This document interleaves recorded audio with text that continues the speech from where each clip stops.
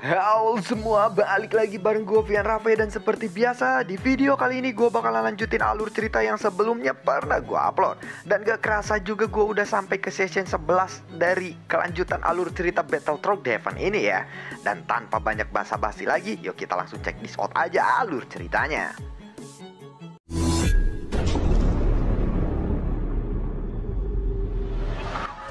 Di episode sebelumnya, Zoyan yang telah bertemu dengan Jenderal Hansen dan juga Jie dihampiri oleh pewaris Supreme yang lainnya, yaitu Leia.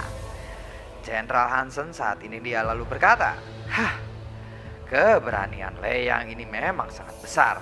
Dia bahkan ingin membunuhmu di dalam area aliansi dewa sekalipun, ucap dari Hansen.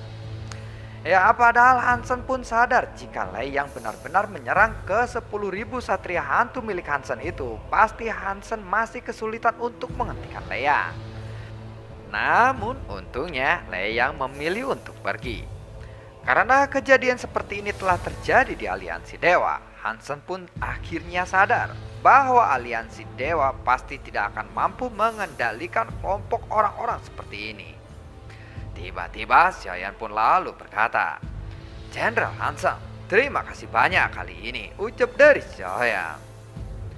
Orang-orang ini benar-benar akan membunuhmu, tetapi aku akan sekuat tenaga melindungimu, ucap dari Hansen. Oh ya, Jenderal Hansen, apakah kamu ingat apa yang telah dilakukan organisasi bunga di masa lalu? Tanya dari Xiaoyan. Meskipun Zie dan juga Hansen sama-sama anggota bunga, Xiaoyan merasa ada perbedaan di antara keduanya, baik kata maupun tindakan mereka. Dari lubuk hatinya, Hansen menganggap Xiaoyan sebagai seseorang yang harus sangat dilindungi. Namun saat ini Xiaoyan hanyalah seseorang Daosian biasa. Jadi dia tidak yakin dengan kesetiaan yang ditunjukkan oleh Hansen. Dan dia pun merasa sedikit kebingungan. Lalu tiba-tiba Hansen merasa terinterogasi oleh Xiaoyan ini. Ekspektasinya pun sedikit terkejut. Kemudian dia lalu mengangguk. Aku hanya mengingat beberapa saja, tetapi sepertinya aku tidak bisa mengingat semuanya. Dan itu agak samar. Aku kurang tahu betul bahwa menjaga atau menjagamu adalah misi yang harus aku selesaikan sendiri, ucap dari Hansen. Artinya dalam periode waktu yang lama ini kalian semua telah kehilangan beberapa kenangan penting bukan? Tanya dari Xiaoyan. Ya, pada saat ini Jie pun lalu menggaruk kepalanya dengan cepat ketika dia mendengar percakapan antara keduanya.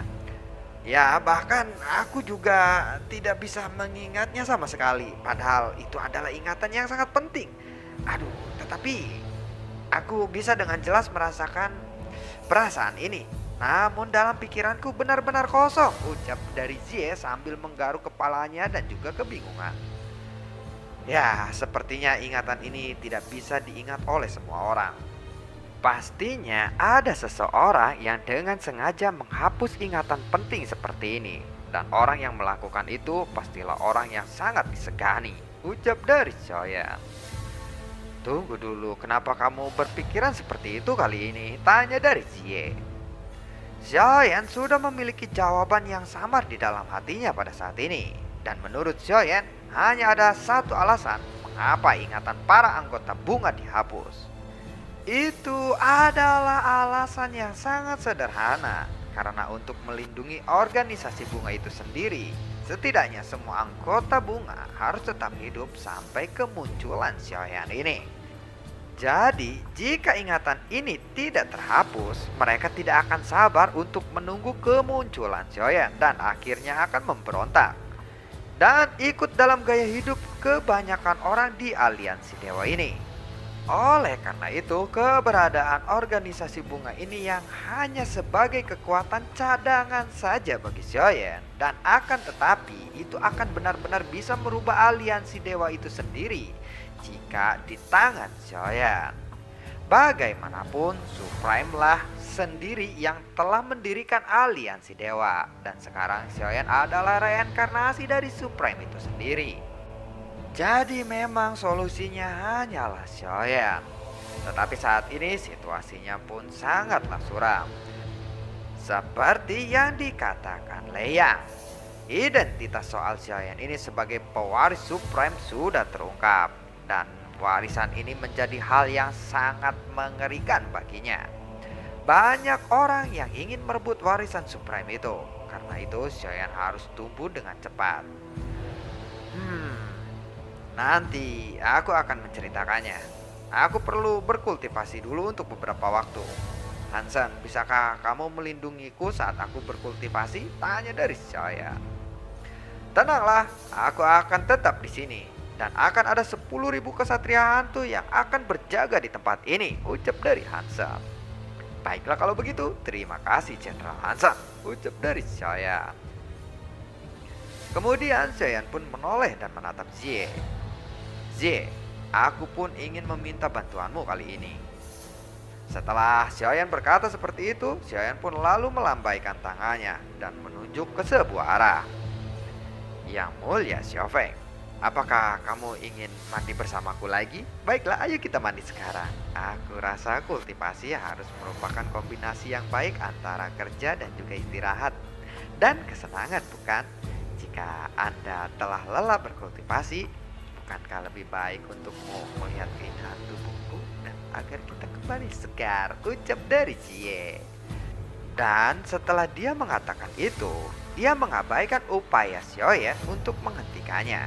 Tetapi dia malah mengikuti sosok Xiaoyan secara bertahap menghilang ke dalam kabut yang tebal di pegunungan Yuai Mai Lingshan ini. Oh, ternyata Xiaoyan minta jatah. Lalu pada saat yang sama di suatu tempat dalam area aliansi dewa, Lei Yang kembali ke rumahnya. Dan setelah memasuki rumahnya, dia pun tiba-tiba menjadi ceria. Di rumahnya banyak pemandangan yang indah, rumput, bunga, dan juga bunganya berwarna-warni. Di sana juga ada sosok yang sedang duduk. Sepertinya kamu telah kembali. Bagaimana dengan kekuatan orang itu? Tanya dari sosok itu sambil merasakan penasaran dan segera ingin bertanya seperti itu. Ada seseorang yang menjaganya, ucap dari Lie. Warisan apa yang dia punya? Tanya dari sosok itu. Dia juga mendapatkan jari Supreme, ucap dari Leia. Oh, apakah warisan itu kuat? Tanya lagi dari sosok itu.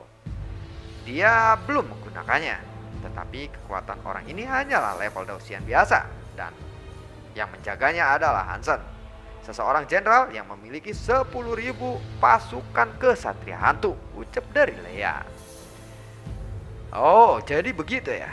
Memang ini akan agak sulit, ucap dari sosok itu. Ya, ini memang akan sulit, jawab dari Leia. Tetapi itu tidak masalah. Biarkan dia hidup untuk sementara waktu saja. Setelah aku memeriksa detailnya dan menemukan kelemahannya, kita baru akan bergerak. Kita tidak boleh mengacaukan rencana ini. Benar kan? Ucap dari sosok itu. Baiklah, aku tahu itu. Aku akan pergi dulu sekarang, ucap dari Leia. Sementara itu di tempat lain, sebuah kapal besar dengan tulisan Aliansi Dewa sedang melintas di lautan. Di dalam kapal itu, ada seorang wanita yang sedang terbaring di sebuah ruangan. Mulutnya dipenuhi dengan darah, rambutnya berantakan dan juga pakaiannya sedikit compang-camping. Sedap. Ada seseorang lelaki yang berjubah putih yang berdiri di samping wanita itu. Dan setelah memastikan bahwa wanita ini masih hidup, lelaki berjubah putih itu lalu memandangi wanita itu dengan menghela nafas panjang. Yun Yun, sampai jumpa lagi, ucap dari pria berjubah putih itu. Dia perlahan-lahan membungkuk dan pria berjubah putih itu lalu mencium dahi Yun Yun dengan sangat lembut. Kagok lamot atuh. Kemudian pria berjubah putih itu pun lalu menghilang. Pada saat yang sama, Yun Yun lalu membuka matanya secara perlahan. Luka-lukanya telah sembuh oleh pria berjubah putih tadi. Yun Yun kemudian duduk dan melihat sekelilingnya dengan waspada. Yun Yun lalu memperhatikan benda-benda di sebelahnya. Jantung laut, ucap dari Yun Yun. Dia pun bergegas berdiri dan bergegas keluar dari pintu dengan sangat putus asa. Xiaoyan, Xiaoyan, apakah kamu yang meninggalkan benda ini untukku? Tanya dari Yun. Air matanya terus mengalir. Sedangkan di luar pintu ruangan ada dua orang yang menggunakan pakaian aliansi dewa dan mereka bergegas menuju setelah melihat Yun bangun. Kakak Yunji, kamu sudah bangun? Ucap dari kedua orang itu. Yunji, kenapa kalian bisa memanggilku Yunji? Ucap dari Yunyo. Kami diperintahkan oleh Tuan untuk menjagamu, ucap dari orang kedua dari orang itu. Mereka kemudian membantu Yun kembali ke kamarnya. Tuan, Tuan, siapa Tuan? Ucap dari Yun. Pada saat ini Yun lalu berdiri lagi. Dia tidak tahu apakah ini adalah kenyataan atau sebuah ilusi belaka. Kemudian Yun mencubit paha dari pria di depannya. Ah, kakak Yunji, apa yang kamu lakukan padaku? Rasa sakitnya, itu sangatlah perih, ucap dari pria itu. Maaf, aku hanya ingin memastikan apakah aku sedang bermimpi atau tidak, jawab dari Yun. Namun, kenapa kamu melakukan itu kepadaku, bukannya pada dirimu sendiri, ucap dari pria itu. Yun mencoba untuk mengingat kembali apa yang telah terjadi sebelumnya, tapi ingatan ini sangatlah samar. Tiba-tiba dia lalu berbalik dan melihat sekelilingnya. Dan pedang King Ming ada di sebelahnya. Dengan kata lain, semua yang telah terjadi di ladang bunga itu benar-benar terjadi. Yun sedang mencoba untuk membuat logis secara sesuatu yang terjadi, membuat secara logis segala sesuatu yang terjadi, mungkin seperti itu ya. Tapi nama Yunzi ini dan keberadaan jantung laut juga membuat Yun menjadi kebingungan. Yun perlahan lalu mengangkat jantung laut itu. Apakah dan siapa yang menyelamatkanku? Adalah kamu, Xiaoyan, gumam dari Yun. Yun mencoba untuk menebak-nebak apa yang telah terjadi selama dia tidak sadarkan diri. Di mana ini? Ucap dari Yun lagi. Kita sekarang sedang berada di kapal aliansi dewa. Dan sekarang kita akan kembali ke Pavilion Jiuzong Tianzhen, ucap dari orang kedua itu. Pavilion Jiuzong Tianzhen? Jawab dari Yun. Dia merasa aneh dengan nama seperti itu, karena ini adalah pertama kalinya dia mendengar nama di dalam hidupnya. Nama itu teringat asing. Kakak Yunji, luka yang kamu alami ini benar-benar terlalu serius, dan ingatanmu pasti menjadi berantakan. Ini situasi yang sangat normal. Beristirahatlah dengan baik, nanti ingatanmu pasti akan kembali.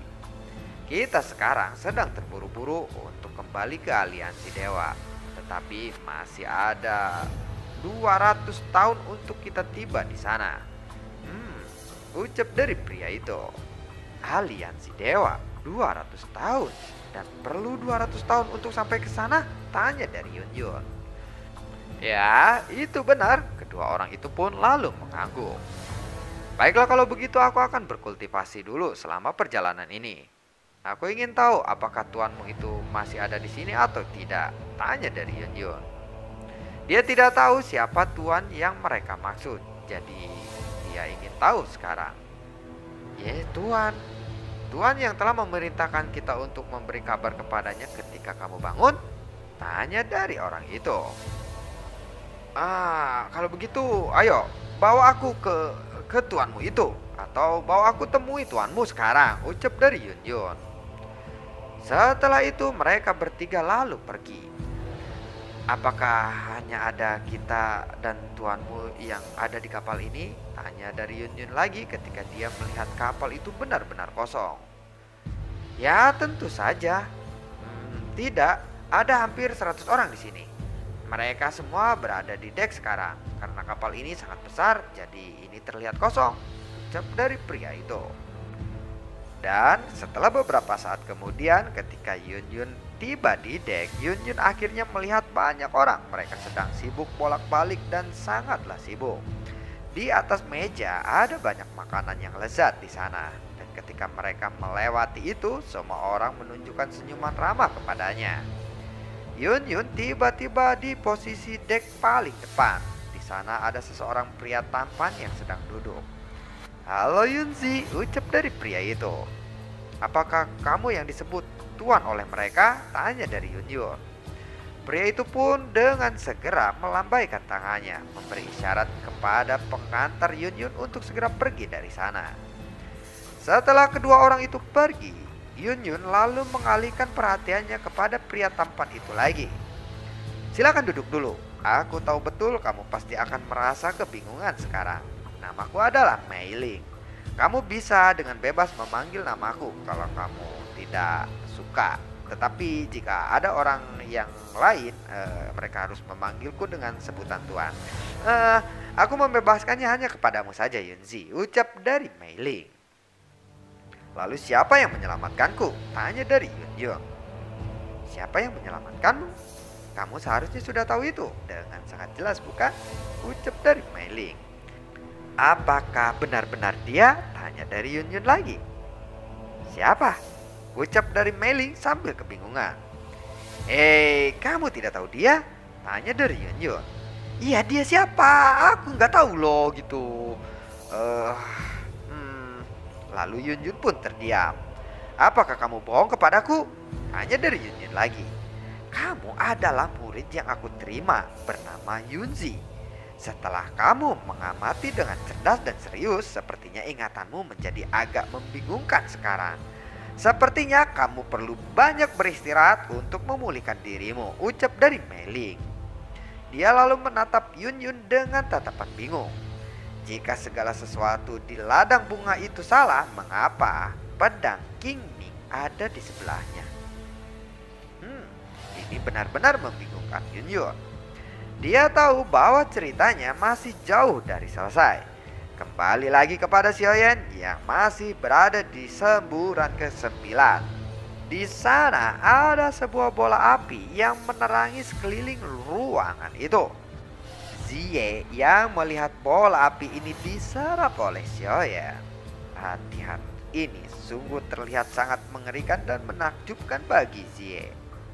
Lalu dalam sekejap mata puluhan tahun pun telah berlalu.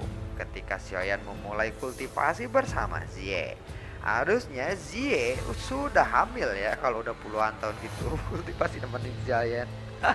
Ya lalu bagaimanakah kelanjutan ceritanya? Dan nantikan konten gue berikutnya dan semoga sehat selalu untuk kalian. Gue selalu ucapin terima kasih banyak buat kalian yang sudah mendukung channel ini dari awal hingga saat ini. Dan gue selalu ucapin terima kasih banyak juga buat kalian yang sudah support channel ini lewat link Saweria di bawah kolom deskripsi.